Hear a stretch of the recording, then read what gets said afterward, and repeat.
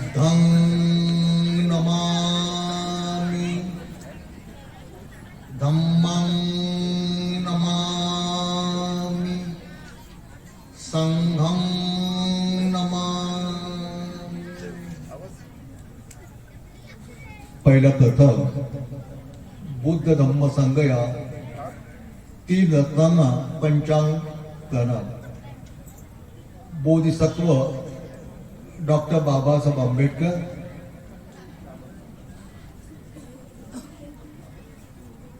साम्य प्रशिक्षण शिबिरामध्ये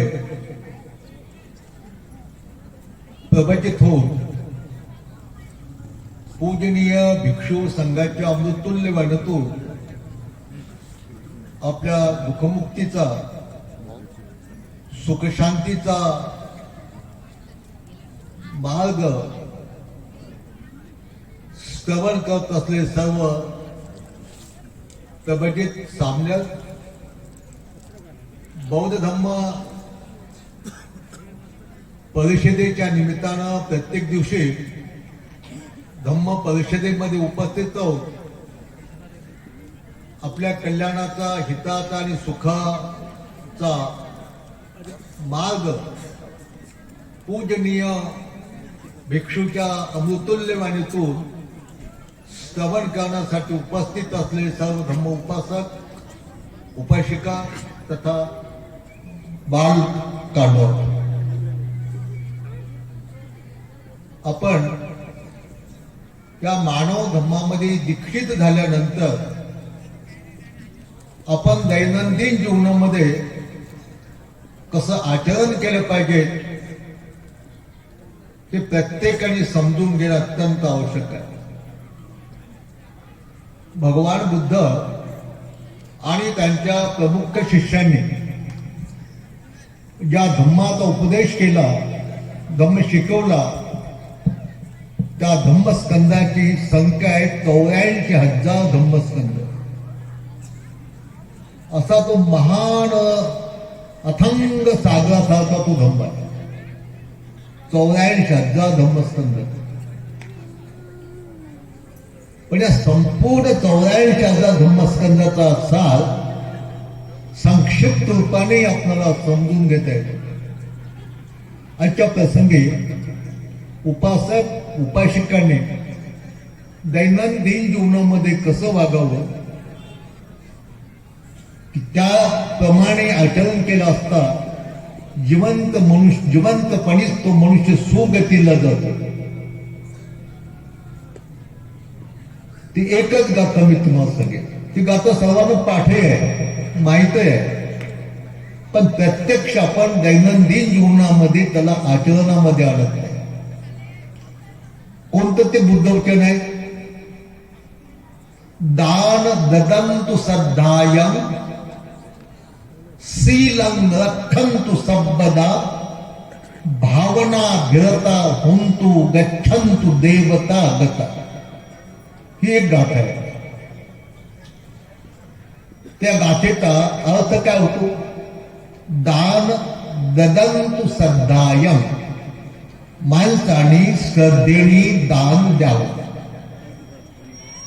शीलं रक्षन्तु सर्वदा, आणि नेहमी माणसाने शीलाचं रक्षण करावं। भावना भिळता होन्तु, आणि नेहमी माणसाने भावना केली पाहिजे। भावना म्हणजे ध्यान। गच्छन्तु देवता गता, आणि अशा प्रकारचं आचरण केल्यानंतर तो मनुष्य सुगतीला जातो, चांगल्या गतीला जातो। आणि म्हणून प्रत्येक माणसाचे कर्तव्य आहे की याला समजून घेऊन, याचा अर्थ समजून घेऊन त्याप्रमाणे आचरण करण्याचा प्रयत्न केला। दान द्यावं, पण ते श्रद्धेने द्यावं। दान ददन्तु सद्धायं, आपण दान देतो, पण दान काय आहे, आपण का देतो, कोणाला देतो, कशात देतो,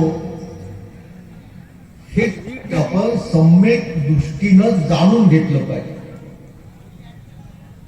आपण ऐकत असाल विश्वामध्ये शांती प्रस्थापित करण्यासाठी काही मतामध्ये विश्व शांती यज्ञ केला जातो. विज्ञान युगामध्ये विश्व शांती यज्ञ, विश्वामध्ये शांती प्रस्थापित करण्यासाठी. भगवान बुद्धांनी सुद्धा यज्ञाचा उपदेश केलेला आहे. यज्ञ आता तुम्ही म्हणाल भगवान बुद्धाने तर यज्ञाचा त्याग केलेला आहे. मग भगवान बुद्धाने कोणते यज्ञ केले? भगवंताला ते यज्ञ आवडत नव्हते. यज्ञ यागाची प्रथा तर भगवान बुद्धाने बंद केली. भगवान बुद्धाने सुद्धा यज्ञ करण्याचा उपदेश केला. ते कोणते यज्ञ? दान यज्ञ, शील यज्ञ, ध्यान यज्ञ आणि प्रज्ञा यज्ञ. आपण सतत 10 दिवस या ठिकाणी काय करता? सतत 10 दिवस आपण स्वतःच्या चित्तापासून विश्वातील सत्वांच्या मनामध्ये शांती प्रस्थापित करण्याचा विश्व शांती यज्ञ करतात. 10 दिवस विश्व शांती यज्ञ, विश्वामध्ये शांती प्रस्थापित करण्याचा यज्ञ. तुम्ही म्हणाल यज्ञ करण्यासाठी ते यज्ञ कुंड बनवावं लागतं, त्याच्यात विशिष्ट प्रकारचं धान्य टाकावं लागतात, तुपही टाकावं लागतं, विशिष्ट प्रकारचे लाकडे जाळावे लागतात. तिथं तर तसं काहीच नाही. भगवान बुद्धांनी शिकवलेला यज्ञ हा साधा आणि सोपा आहे, पण त्यांनी विश्वामध्ये शांती प्रस्थापित होते. आणि तो पहिला यज्ञ आहे दान यज्ञ. दान यज्ञ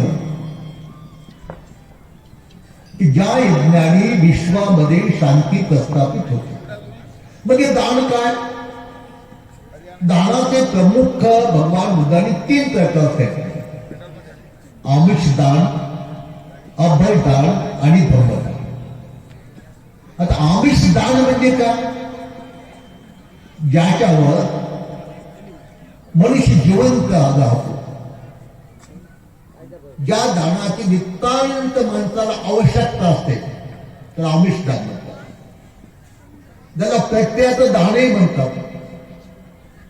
भोजन, वस्त्र, निवारा, औषध, पाणी आणि पथ्य याचं सदैव दान देणे याला आमिष दान म्हणतात.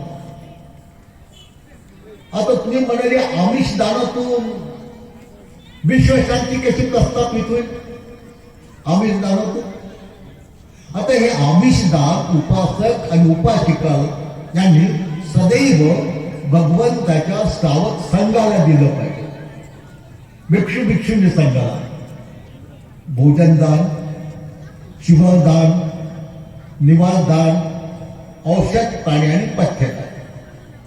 साहजिकच तुमच्या मनामध्ये प्रश्न निर्माण होईल की या आमिष दानानं विश्वामध्ये शांती कशी प्रस्थापित होईल? आता भिक्षूंना तुम्ही हे जे आमिष दान देता, त्या आमिष दानाचं भिक्षू भिक्षुणी सेवन करतात, ग्रहण करतात, त्यापासून त्यांच्यामध्ये बल उत्पन्न होते. आपण ताकद म्हणतो ना. भोजनाचं दान दिल्यानंतर भिक्षू भिक्षुणींना जो भुकेच्या रोगाने ग्रासल्या गेल्या जाते, भगवंतांनी काय सांगितलं? जगच्छा परमंग रोगा वदंती बुद्ध. बुद्ध म्हणता भूक हा सर्वात मोठा रोग आहे आणि त्या भुकेच्या रोगाने कोणाला सोडलं नाही, बुद्धाला सुद्धा सोडलं नाही. भगवान बुद्ध सुद्धा भिक्षा मागत असत ना. भिक्षा म्हणजे औषध, भोजन होते औषध. तर अशा तऱ्हेनं भगवंताच्या भिक्षू भिक्षुणी संघाला आपण भोजन दान दिल्यानंतर भिक्षू भिक्षुणी संघ भुकेच्या रोगातून मुक्त होतो. भुकेच्या रोगातून मुक्त होतो, ताजा तवाना होतो आणि मग तो निरोगी झाल्यानंतर मग तो धम्माचं अध्ययन करतो, धम्माचं ज्ञान करतो. धम्माचं ज्ञान घेऊन धम्माचं आचरण करतो, ध्यान मनन चिंतन करतो आणि त्या ध्यान मनन चिंतनातून पहिल्यांदा तो जन्म मृत्यूच्या चक्रातून मुक्त होतो. ज्याला आपण म्हणतो ना अनंत पद प्राप्त झालं, आणि तो स्वतः या जन्म मृत्यूच्या चक्रातून मुक्त झाल्यानंतर आपणाला जे निर्वाण पदाचं सुख प्राप्त झालं, तेच निर्वाण पदाचं सुख तो इतरांना देण्यासाठी प्रयत्न करतो. म्हणजे धम्माचा उपदेश लोकांना देतो. आणि भिक्षू धम्माचा काय उपयोग देतो? शील शिकवतो, समाधी शिकवतो, प्रज्ञा शिकवतो. प्राण्याची हिंसा करू नका, चोरी करू नका, व्यभिचार करू नका, खोटं बोलू नका, आणि कोणतेही मादक पेयाचं सेवन करू नका. तर ही प्राण्याची हिंसा केल्यानंतर माणसाला कोणती गती प्राप्त होते त्याचा तो स्पष्टीकरण करतो की आपण जर प्राण्याची हिंसा केली तर त्याच्याकडून कोणती गती प्राप्त होते. आपण जर प्राण्याची हिंसा केली तर आपण सुद्धा एका दिवशी कोणाकडून तरी मारल्या जातो. आता जाणार नाही समजा, पण आपण सतत प्राण्याची हिंसा केली तर आपले 5 पानांस्कंद अशाच प्रकारच्या प्राण्याच्या एवढी देतात आणि कोणीतरी आपल्याला मारतात. का ते कर्म आहे, आणि कर्म केल्यानंतर त्याचं प्रायश्चित्त माणसाला भोगावंच लागते. त्याच्यातून त्याला सुट्टी कशी मिळणार? तर भगवंतांनी सांगितलं कर्म हीच तुमची योनी आहे, कर्म हीच तुमची गती आहे, कर्म हाच तुमचा मित्र आहे, कर्म हाच तुमचा दुश्मन आहे. आणि म्हणून जेव्हा आपण भिक्षू संघाला आमिष दान देतो, त्या आमिष दानाचं सेवन करून भिक्षू धम्माचं विनयाचं आचरण करतात, ध्यान म्हणून चिंतन करतात, आणि ते स्वतः दुःखातून मुक्त होतात. आणि ते दुःखातून मुक्त झाल्यानंतर तो दुःखमुक्तीचा मार्ग मग इतरांना शिकवतात. आणि इतरांनी तो दुःखमुक्तीचा मार्ग ऐकला, समजून घेतला की त्याप्रमाणे ते आचरण करतात. जे प्राण्याची हिंसा करत असतील ते सोडून देतात. जसं की अंगुलीमालाला भगवंतांनी त्या अंगुलीमालाला धम्माचा उपदेश केला आणि अंगुलीमाल बदलला, आणि अंगुलीमाल बदलून त्यांनी प्राण्याची हिंसा करून सोडून दिली. भगवान बुद्धांनी राजगणिक आम्रपालीला धम्माचा उपदेश केला. आम्रपालीनं भगवंताच्या मुखातून धम्माचा उपदेश ऐकला आणि ती भिक्षुणी बनली आणि ध्यान मनन चिंतन करून ती अनंत पदाला पोहोचली.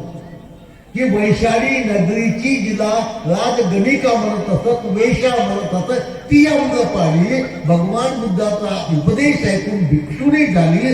ध्यान मनन चिंतन करून ती अनंत पदाला पोहोचली. म्हणजे भगवान बुद्धाला त्या दिवशी का भुकेच्या ओघाने कोणाला सुटलं, कोणालाही सोडलं नाही. बुद्ध भिक्षा मागत होते, है की नाही? का मागत होते? तर भुकेचा रोग त्यांना जडला होता, आणि त्या भुकेच्या रोगाला मिटवण्यासाठी ते भिक्षारूपी अन्न मागत होते, औषध मागत होते.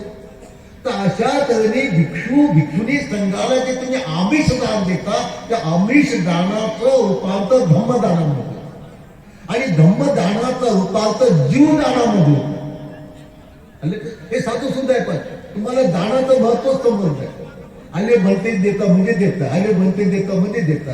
विहार बांधण्यासाठी तुम्ही दान देता, आम्ही दान, पण त्याचं महत्व तुम्हाला समजलं. विहार काय, त्याला दान दिल्यानंतर कोणत्या फलाची प्राप्ती होते, द्याचं म्हणून देतात, आणि त्याच्यानं तुमच्या मनाला शांती, समाधान, सुख तुम्हाला मिळत नाही. तर म्हणून भगवंत म्हणतात, जर तुम्हाला सुगतीला जायचं असेल तर तुम्ही काय द्या? तुम्ही दान द्या. दान ददंतु सदायम. श्रद्धेने सदैव दान दिलं पाहिजे. एकदा तुम्ही मागत नाही ना का? भुकेचा रोग हे काही कधी कधी लागतो का? तेव्हा लागतो का भुकेचा रोग? दिवसातून 2-3 वेळा तो सहजच लागतो तो, है की नाही? म्हणून एकदा दान दिलं म्हणून झालं असं समजू नका. सदैव पूज्य भिक्षू आणि भिक्षू संघाला आपण भोजनाचं दान द्या, शिवाचं दान द्या, निवासाचं दान द्या, आणि औषध पाण्याचं दान द्या. त्याच्यातून माणसाला सुगती प्राप्त होते. का तुमच्या ज्या आमिष दानाचं रूपांतर धम्मदानामध्ये, हे नीट लक्षात घ्यायचं. का भिक्षूला तुम्ही जे भोजन दान देतात ते भिक्षू ते भोजन सेवन करतात, त्यामुळे ते ताजेतवाने होतात, निरोगी होतात, त्यांच्यामध्ये शक्ती येते आणि त्याच्याने मग ते धम्म आणि मिण्याचं अध्ययन करतात, मनन करतात, चिंतन करतात, त्याचं आचरण करतात आणि स्वतः पहिल्यांदा ते दुःखमुक्त होतात. की जसे भगवान बुद्धाच्या वेळेला ते पंचवर्गीय भिक्षू होते, त्यांना भगवंतांनी उपदेश दिला, त्यांनी मन लावून ऐकला, त्याचं ध्यान मनन चिंतन कर आणि ते अनंत पदाला पोचले.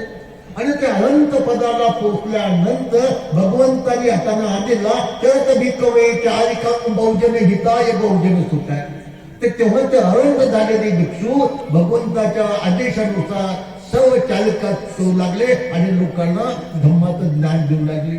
ते धम्माचं ज्ञान जाऊन ऐकून लोक सर्व दुःखमुक्त होत लागले. आणि म्हणून तुम्ही सदैव भिक्षू भिक्षुनी संघाला भोजन दान द्यायचं का तुमच्या भोजनाचा भोजन दानाचं रूपांतर धम्मदानात होते. आणि धम्मदान म्हणजे काय? आता तुम्हाला धम्मदान समजलंय, विहारामध्ये पेटी असतात, त्याच्यात लिहिलं असेल धम्मदान पेटी. भंतेजीला म्हणतात तुम्ही, आता भंतेजीची धम्मदेशना संपली, भंतेजीला आता ज्याला ज्याला धम्मदान द्यायचं असेल ते भंतेजीला धम्मदान द्या. 65 वर्षाच्या काळात दैनंदिन जीवनामध्ये ज्या उपासक उपासिकाला दान धम्माचं पालन करावं लागते त्याचा अर्थ आपल्याला समजला नाही 65 वर्षामध्ये. की दान कोणतं दान द्यावं, भिक्षूला कोणतं द्यावं, भिक्षिणीला कोणतं द्यावं, ते दान का द्यावं, ते दान कसं द्यावं, किती द्यावं आणि कशा प्रकारचं द्यावं, आहे की नाही. आपण जे भिक्षू भिक्षुणी संघाला दान देतो ते आपल्या सम्यक आजीविकेतून दिलं पाहिजे. सम्यक आजीविका म्हणजे खेड्याच्या भाषेत कष्टाच्या मेहनतीच्या दानातून जे कमावलं त्याच्यातून दिलं पाहिजे, त्याचं समाधान लागतं. हे लोक गुप्तदान देतात ना, गुप्तदान का देतात की त्यांना माहित आहे. दान देणं हा एक धम्म आहे आणि म्हणून तुम्ही दान द्यायचं शिका. दानावर संपूर्ण काय अवलंबून आहे, संपूर्ण अवलंबून. विश्वामध्ये शांती प्रस्थापित करायची असेल उपासकाने उपासकाच्या दानाचं पालन केलं पाहिजे आणि भिक्षूंनी भिक्षूच्या दानाचं पालन केलं पाहिजे, तर विश्वामध्ये शांती प्रस्थापित होईल. होते अन्यथा नाही. मग कोणत्याही महान तुमचा यज्ञ करा, मोठमोठे यज्ञ करा, त्याच्यात तेल टाका, तूप टाका, मांस टाका, ढोळे टाका, पंचे लकडे झाला, तो काही विश्वशांतीचा भाग नाही. भगवान बुद्धाने विश्वशांती प्रस्थापित करण्यासाठी पहिला यज्ञ शिकवला दान. मग हे दान द्यायचं तर कोणाला दान दिलं पाहिजे हे नीट लक्षात घ्या तुम्ही. दान देणं सुगतीचा मार्ग आहे आणि दान देणं हा दुर्गतीचाही मार्ग आहे. दान दिल्यानं माणसं दुर्गतीला जातात. त्याचे 5 ग्रामस्कंद पशी योनीमध्ये उत्पन्न होतात. तुमच्या खेड्याच्या भाषेत त्याचा नरकाचाही जन्म होतो दान दिल्यानं. मग दान द्यायचं तर कोणाला द्यायचं? आपण जेव्हा रत्न वंदना म्हणतो, संघ रत्न वंदना म्हणत असताना संघाच्या गुणाचं वर्णन त्याच्यामध्ये करतो. संघ कसा आहे? आहुनेयो पाहुनेयो दक्षिणेयो अंजली करणियो अनुत्तरं पुण्यखेतं लोकसाय. संघ भगवान बुद्धांनी स्वतः आपल्यापेक्षा संघाला जास्त महत्व दिलेलं आहे. प्रजापती गौतमीनं स्वतः कातलेल्या सुतापासून स्वतः दिलेल्या कपड्याचं चिवर बनवलं होतं आणि ते भगवान बुद्धाला दान देण्यासाठी गेले. भगवान बुद्ध काय म्हणाले, जर तुला अधिक पुण्य संपादन करायचं असेल तर हे चिवर मला न देता तू संघाला दान कर. भगवान बुद्ध म्हणाले. इतकं महत्व बुद्धाने सुद्धा संघाला दिलेलं आहे. मग म्हणून संघ कसा आहे? आहू नाही हो पाहू नाही हो, तो निमंत्रण देण्याच्या लायकीचा आहे, पाहुणा म्हणून बोलवण्याच्या योग्यतेचा आहे. दाक्षिणात्य तो दान देण्याच्या पात्रतेत आहे. अंजली करणीय हाताची बोटे मिटून नतमस्तक होऊन पंचांग प्रणाम करण्याच्या लायकीत आहे. आणि संसारात जेवढे काही पुण्य प्राप्त करण्याचे ठिकाण आहे त्या सर्वांमध्ये भगवंताचा श्रावक संघ एक पुण्य क्षेत्र आहे. पण त्याचं नीट लक्षात घ्या, भगवंताचा श्रावक संघ म्हणजे भिक्षूचा समुदाय. मग हे माहित पाहिजे की भिक्षू काय आहे. केवळ डोक्याचं मुंडन केलं, काशाय वस्त्र परिधान केलं, भीक मागून खातो म्हणून त्याला भिक्षू म्हणत असत. हे झालं भिक्षूचं बाह्य रूप. ते बाह्य रूप. भिक्षुक आंतरिक रूप कोणतं आहे? त्यात मोक्षशील 227 विनय हे त्याचा अंतरंग आहे. त्याचा अंतरंग आणि हे बाह्यरंग आहे. याच्यात काहीच नसताना भिक्षू तर कोणताही विनय, एकही विनय नसताना बाह्य रूप दिसू शकते तुम्हाला. म्हणून एक भिक्षू धम्मपद ग्रंथामध्ये एक भिक्खू वर्ग आहे. भिक्षू कोणाच म्हणतात? जो मनाचा काशाय धूळ काढतो तोच काशाय वस्त्र परिधान करण्याच्या योग्यतेचा मनाचा काशाय. राग, द्वेष, लोभ, मोह हे मनाचं काशाय, मनाचे क्लेश आहे, मनाचं मळ आहे. तो धूळ काढतो, तो नष्ट करण्याचा प्रयत्न करतो, तो हे काशाय वस्त्र परिधान करण्याच्या लायकीचा. आणि अशा प्रकारच्या भगवंताच्या श्रावक संघाला जे दान दिल्या जाते त्या दानानेच माणसाला पुण्य लाभते, सुगती लाभते.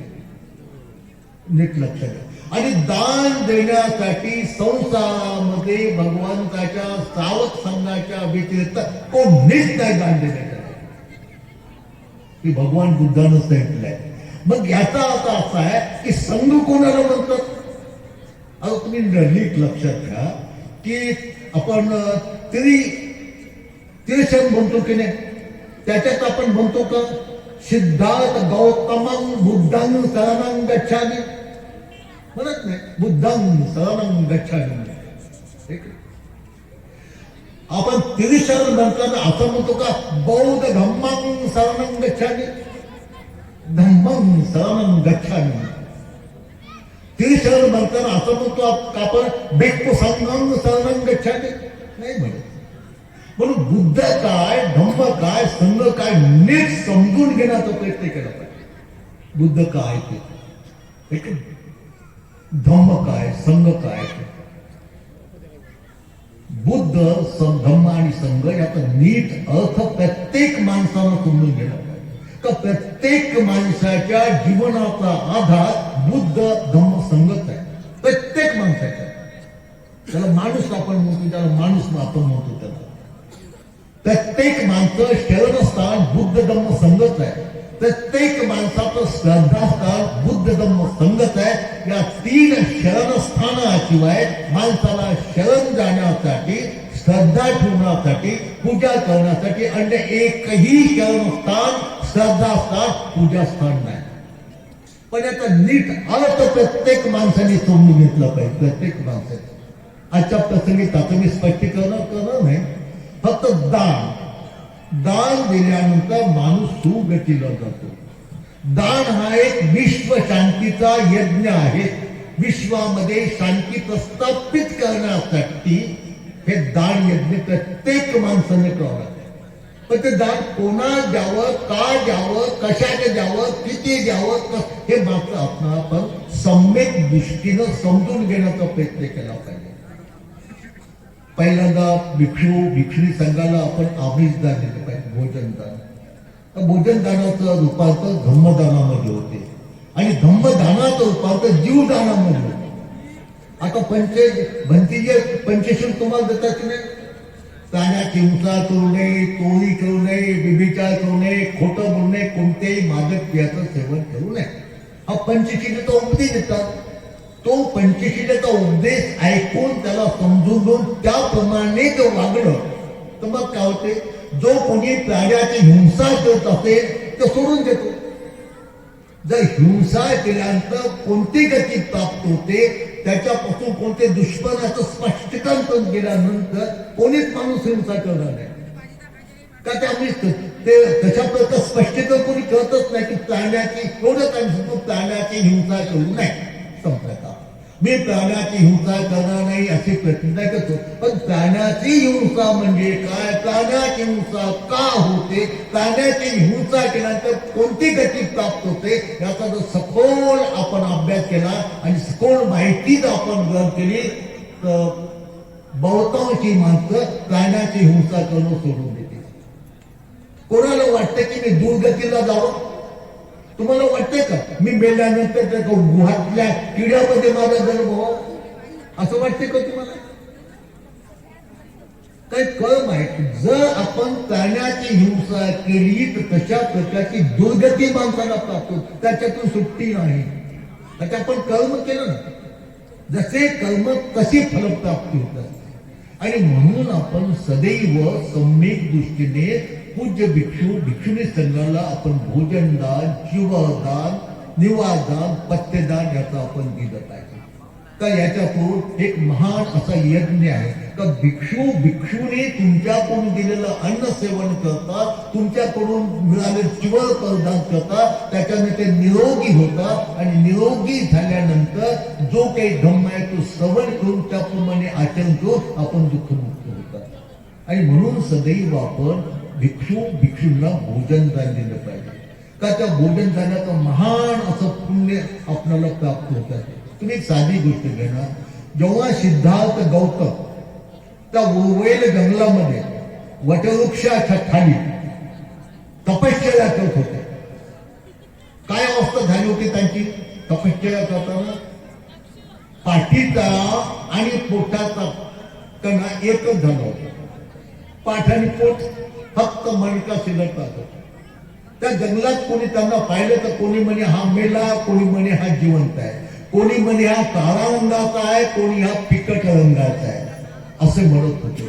तर अशा अवस्थेमध्ये जेव्हा सुजातानं त्या सिद्धार्थ गौतमाला खीर दिली, ती खीर सिद्धार्थ गौतमानं सेवन केली, ताजेतवाने झाले.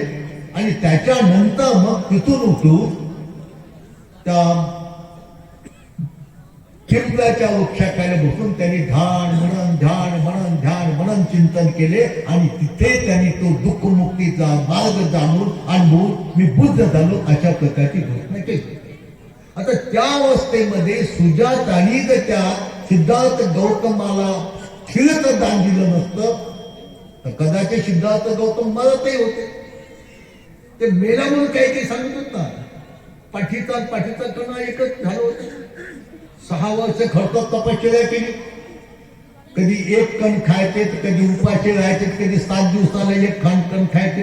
आता त्यावेळेला सुजातानं त्या सिद्धार्थ गौतमाला जर खिरचं दान दिलं नसतं तर सिद्धार्थ गौतम कदाचित मरतही होते.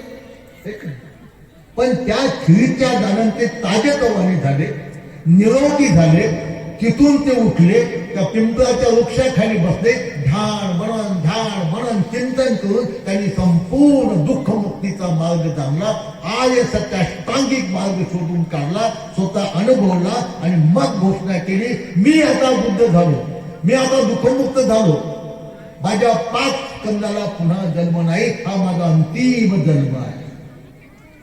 आता ही घोषणा मी बुद्ध होण्यास वाधावो, ही घोषणा देण्याचं सामर्थ्य त्या सिद्धार्थ गौतमाला कशातून मिळालं? सुजातेने दिलेल्या खिळीतून. तर ती खीळ दिली नसते ते कदाचित मरतही होतं ना, हरकत फक्त राहिली होती. आणि ती जर खीळ दिली नसती तर सिद्धार्थ गौतम जिवंत राहिले नसते. जिवंत राहिले नसते त्यांनी ध्यान मनन चिंतन करून ते बुद्ध झाले नसते. ते बुद्ध झाले नसते तर आज आपण उपासक म्हणून आपण स्वतःला संबोधित करू शकलो असते का? म्हणजे साध्या सुजातेने दिलेल्या खिरीमुळे है की नाही? आणि म्हणून सत्पुरुषाला जे आपण देतो भोजन ते व्यर्थ जात नाही, त्यापासून महान अशा फलाची प्राप्ती होते. म्हणून बुद्धांनी सांगितलं दान हे एक विश्वयज्ञ आहे. आणि म्हणून सदैव आपण दान दिलं पाहिजे. आणि दान देण्यासाठी संपूर्ण विश्वामध्ये कोण असेल? भगवंताचा श्रावक संघ, बाकी कोणी नाही. आता नीट लक्षात घ्या, भगवंताचा श्रावक संघ कोण? भिक्षू संघ म्हटलं का? त्याचं संघ म्हटलंय. संघ भिक्षू संघ म्हटलेला, संघ म्हटलंय. म्हणजे संघ कोण आहे? की जो 4 मार्ग आणि 4 फलावर आरूढ आहे, अशा सत्पुरुषाच्या समुदायाला संघ म्हणतात. मग त्याने डोक्याचं मुंडन केलेलं असो, काशाय वस्त्र घातलेले असो, शुभ्र वस्त्र परिधान केलेले असो, अशा सत्पुरुषाच्या समुदायाला संघाच्या रूपात दिलं जातं. आणि सत्पुरुष कोणाला म्हटलं? की जो 4 मार्ग आणि 4 फलाच्या प्राप्तीवर आरूढ आहे. 4 मार्ग म्हणजे कोणते?